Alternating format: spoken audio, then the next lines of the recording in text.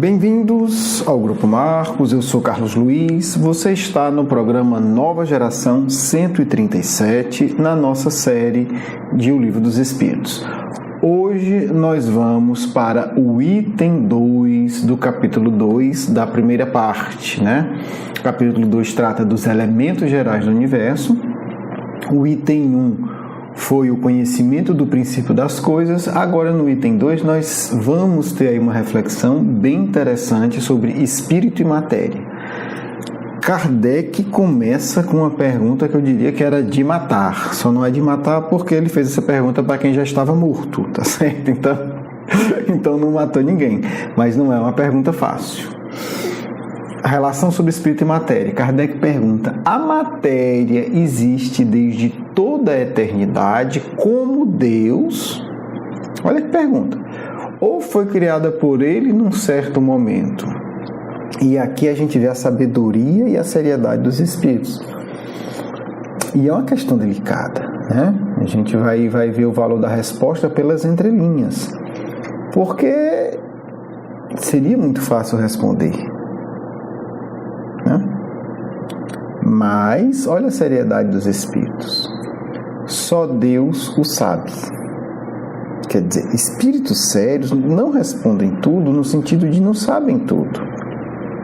Quer dizer, os espíritos da codificação, coordenados pelo Cristo, coordenados de uma maneira bem direta ali por João Evangelista, o que é que eles dizem? Só tem coisas que só Deus sabe, né? Pode ser que daqui a 50 bilhões de anos a gente saiba, mas assim, hoje, pra gente, só Deus sabe. Então, é muito interessante isso, né? Não sabe tudo, não explica tudo, né? Aquela coisa bem ilusória. O Espiritismo explica tudo. Aí você pergunta, tá bom, a matéria existiu desde toda a eternidade como Deus ou foi criada por Ele? E aí? Só Deus o sabe. Então, o Espiritismo sabe. Estou tocando nesse ponto de novo para a gente ir amadurecendo, né? Nós estamos falando de coisas, nossa senhora, grandiosas, porque assim, hoje a gente tem a ideia, a gente tem a imaginação científica que o universo foi criado há 13, 14 bilhões de anos, mas já tem também teorias científicas também que vão dizer o seguinte: tudo bem, mas esse é o universo que nós conhecemos. Existem outros universos, existiram universos antes. E aí como é que a gente classifica isso, né? Existem universos que surgiram antes e que existem até hoje, mas que são universos paralelos. Aí tem a teoria do multiverso. Então é para a gente ver que a própria ciência, né, começa a apontar a nossa limitação, porque ela, se só Deus sabe, imagina a ciência humana. Então, esse cuidado, esse cuidado, esse critério que os espíritos têm mostram seriedade, né? Muitas vezes não se sabe. Então, mas é interessante um outro aspecto, que é que eu vou me ater mais, tá certo? Os espíritos aproveitam, os espíritos superiores, eles aproveitam sempre a oportunidade para nos auxiliar a entender coisas, conceitos, ideias, situações que nos transformem, que tenha uma aplicação prática, né? Toda grande verdade, ela deve ter uma aplicação prática, ela deve mudar o nosso dia a dia, ela deve mudar os nossos hábitos, as verdades, elas devem mudar o jeito da gente olhar e agir no mundo. Então, assim, Kardec está tratando de espírito e matéria, faz uma pergunta, né, assim, nada fácil. Os espíritos respondem muito simplesmente, mas observe, eles respondem 1, 2, 3, com 4 palavras. Eles vão usar aqui, sei lá, 1, 2, 3, 4, 5, 6, 7, 8, 9, 10, umas 30, 40 palavras para tornar isso mais educativo. Né? Então, a primeira resposta foi a resposta intelectual, mas também uma lição de humildade. Espírito superior não finge saber o que não sabe. Não sei, isso só Deus sabe, só sabem espíritos mais evoluídos do que eu. Né? É uma marca de quem é realmente evoluído. Só que eles vão completar essa resposta. há, entretanto, uma coisa que a vossa razão deve indicar. Quer dizer, ele está puxando um assunto daí, mas é outro assunto. É que Deus, modelo de amor e caridade, e jamais esteve inativo. Olha aí a dica. Qualquer que seja a distância a que possais imaginar o início da sua ação, da ação de Deus, podereis compreendê-lo um segundo na ociosidade? A gente já trabalhou essa ideia de um Deus, né, parado, ocioso, o quanto ela foi prejudicial ao povo chinês, que agora está se recuperando, né? Como comenta o Emmanuel. Agora a gente vai puxar isso para o nível individual. Então, evoluir é desenvolver a atividade, só que a gente tem que ter alguns cuidados, não é se perturbar, é se tornar cada vez ativo e cada vez mais harmônico. Não estou falando do indivíduo que trabalha 16 horas por dia para ter sucesso, para ser aplaudido, para a sua vaidade ou para a sua riqueza, né? Vive em função do bolso e dos aplausos. Não é isso. Mas é uma atividade continuada que se amplia ao longo do tempo e do espaço. Essa é uma das características de espíritos realmente evoluídos. É importante entender isso. Né? É importante entender isso. São espíritos que, mesmo encarnados, com todos os obstáculos da matéria, são extremamente ativos. Você não vai encontrar um espírito evoluído ocioso, sem fazer nada, curtindo a vida, né, de bobeira. E você não vai encontrar um espírito inferior, um espírito atrasado, que queira evoluir também cultivando a ociosidade. E aí tocou na gente. Então, agora, o que é a não ociosidade? E aí a gente precisa agora ampliar um pouco mais. Porque na nossa sociedade materialista, capitalista, tudo está muito ligado a dinheiro. Então a gente pensa, o indivíduo não ocioso é que está trabalhando e ganhando dinheiro. Desculpa, Deus não ganha dinheiro. Jesus não ganha dinheiro. Não ganha R$1. Garanto. Então, quando a gente fala de atividade ou de trabalho, a gente vai chegar nisso lá na frente, nós estamos falando de atividades úteis. Como é que os espíritos definem para Kardec trabalho? A gente depois aprofunda, vou pegar só um ponto aqui. Trabalho é toda atividade útil ao espírito. Não tem nada de remuneração aí na história. Né? O que eu quero colocar? Eu quero colocar que a atividade útil pode ser leitura, pode ser meditação, né, que leva ao autoconhecimento, à paz, pode ser o cultivo do silêncio interior. É outra visão, nós não estamos falando do materialismo capitalista, né, que só é trabalho se estiver dando lucro. O lucro do cultivo do silêncio é outra coisa, não é financeiro. O lucro de aplicar um passe em alguém com devoção não dá dinheiro.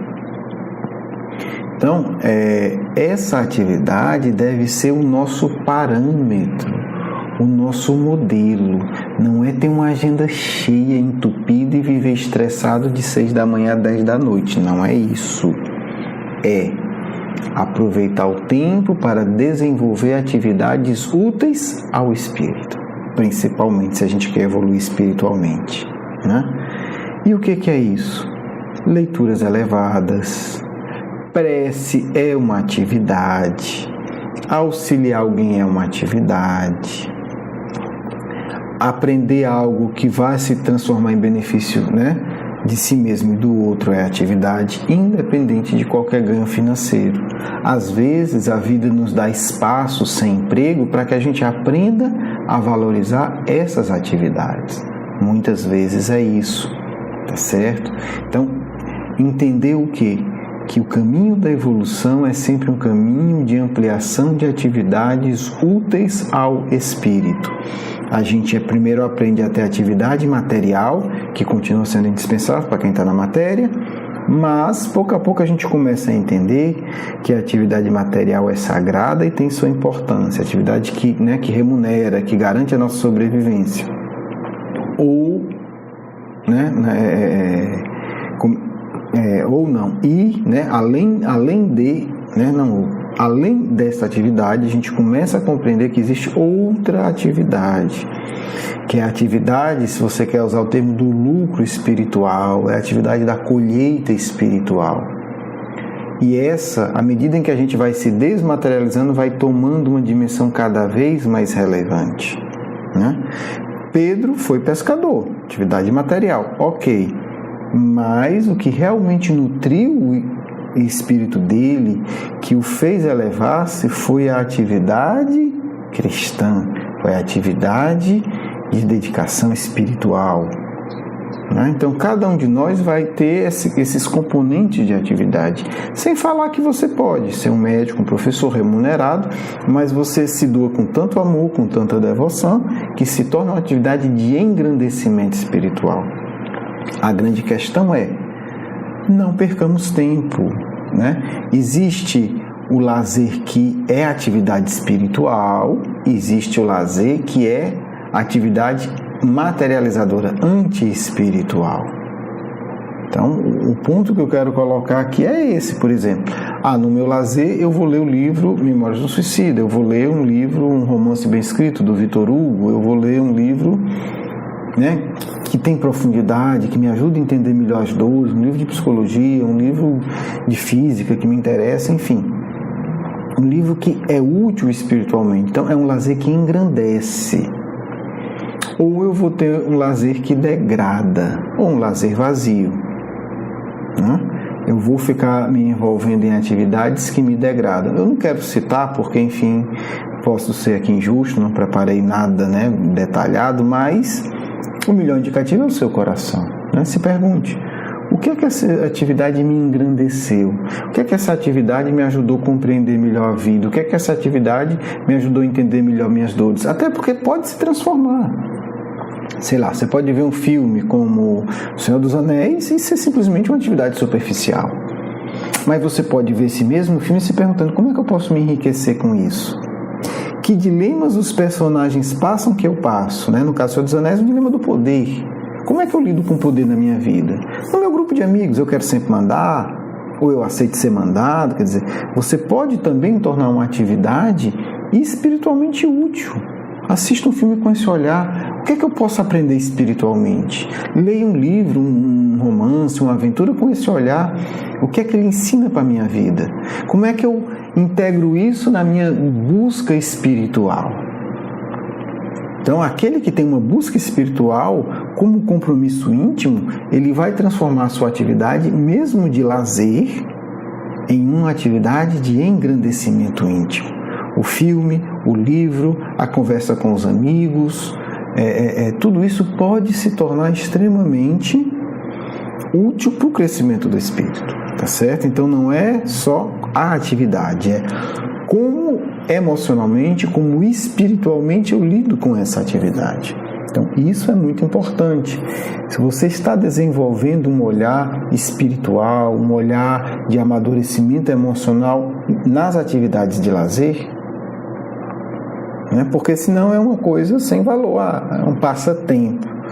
Não, gente, para a gente que entende a imortalidade, passatempo é veneno de alma, não existe isso, né? Tem que ser um passatempo, que seja, mas que nos engrandeça, mas só para passar o tempo é perda de tempo, tá certo? E nós não podemos ter essa perda de tempo num momento de tanta dificuldade e sofrimento que todos nós passamos. Então, que o nosso lazer se torne atividade de engrandecimento espiritual.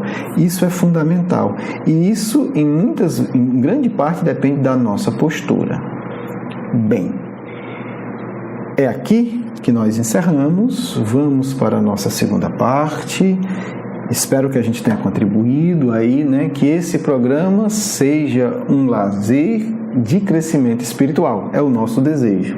Para mim espero que seja para você. Me divirto, aprendo, compartilho, né? Se é para você, por favor, né? Compartilhe, fala, né? Comenta alguma coisa, manda e-mail, sempre nos alegra muito e muito obrigado porque tem sempre participado. Ajuda bastante. Vamos para a segunda parte. Um grande abraço, um beijo no coração. Até a próxima semana. filhos, que a paz do Cristo possa nos tocar nesse instante, que tanto precisamos de alimento espiritual. O alimento espiritual é indispensável para o equilíbrio e crescimento do ser. Não esqueçam disso. Como conseguimos o alimento espiritual? Agindo em atividade que nos nutre. Hoje vocês estão, no geral, desnutridos de alimento espiritual, porque vocês não sabem extrair do trabalho alimento espiritual. E muitos não sabem sequer das atividades de caridade extrair o alimento espiritual. Precisam aprender isso, meus filhos. Precisam. Quem chega ao trabalho e faz prece silenciosa, começa a abrir-se para ter o alimento espiritual. E depois do dia de trabalho, ao sentir e avaliar as dificuldades, precisa entender, se perguntando: assim, meu Deus, essa dificuldade é para me ensinar o quê? Então a atividade para gerar alimento espiritual em quantidade necessária, é preciso ser atividade consciente. Não foi preciso dizer, mas porque é óbvio, a atividade de Deus é uma atividade de plena consciência. Por que não precisou dizer? Porque Kardec antes já tinha dito que Deus é plenamente consciente, onisciente. Então a atividade, filhos, para ter frutos espirituais, exige consciência. Senão vocês se transformam em máquinas. Máquinas não têm alimento espiritual. Se vocês querem ser máquinas, vão morrer. Vão ficar muito fracos sem alimento espiritual. Vocês precisam. Então vocês precisam ter consciência do que fazem. E começa como? Observando o que cada situação quer me ensinar, que precisa aprender, o que ainda não aprendi. Essa situação se repetiu, precisa aprender mais alguma coisa que falta. Consciência. Por que faço isso? Qual o motivo que me leva a entregar sopa?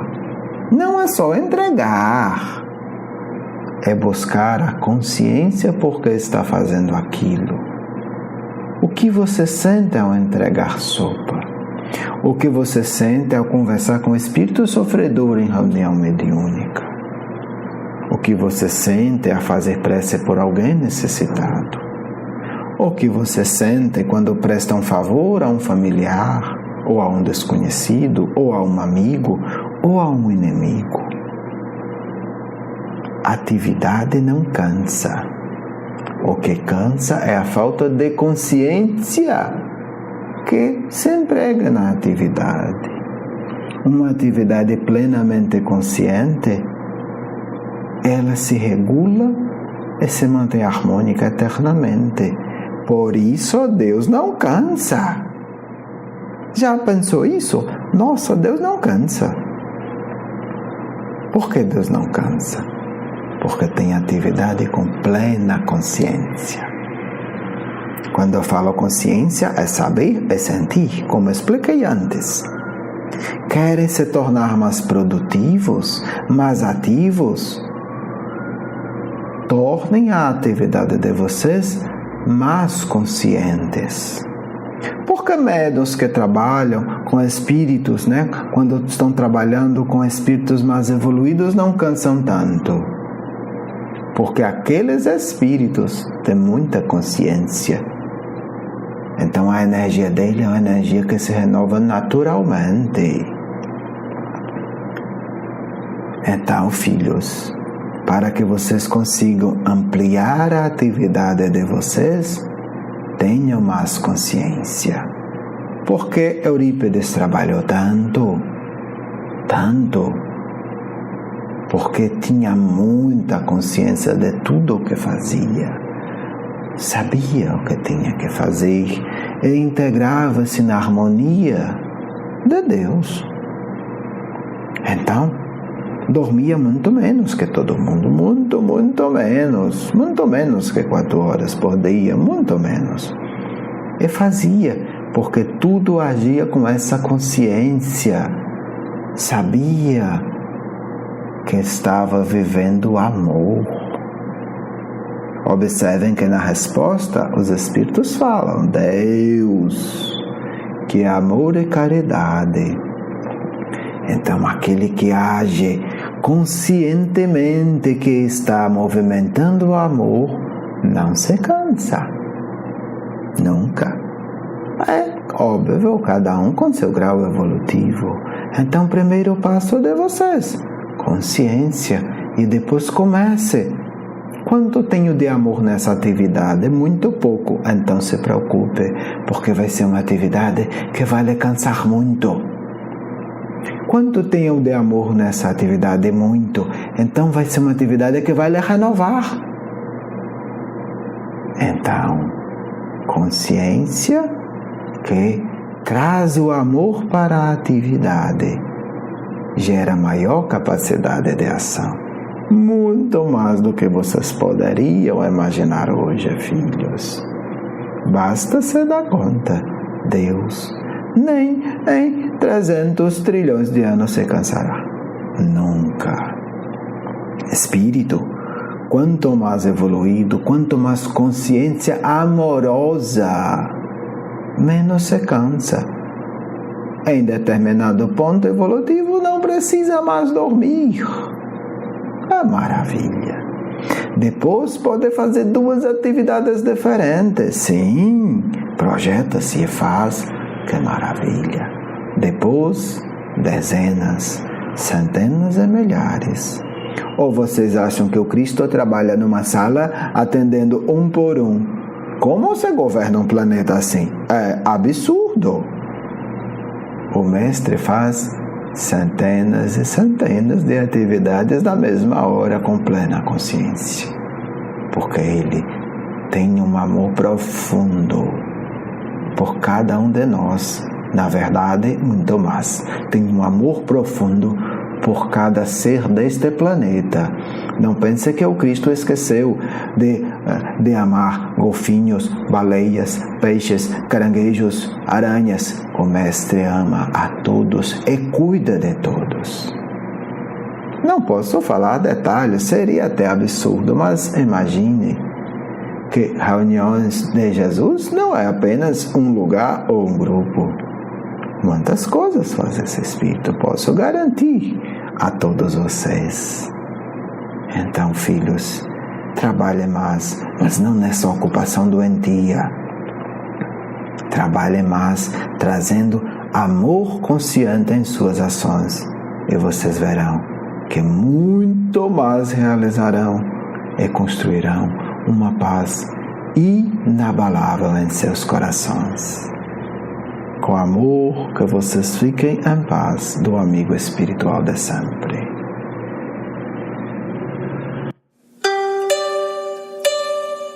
Quero agradecer o seu carinho, a sua atenção, e para conhecer mais do nosso curso Educação Espírita, um convite à juventude, do nosso programa Nova Geração e os nossos livros, por favor, visite o nosso blog grupomarcos.com.br. Você é muito bem-vindo.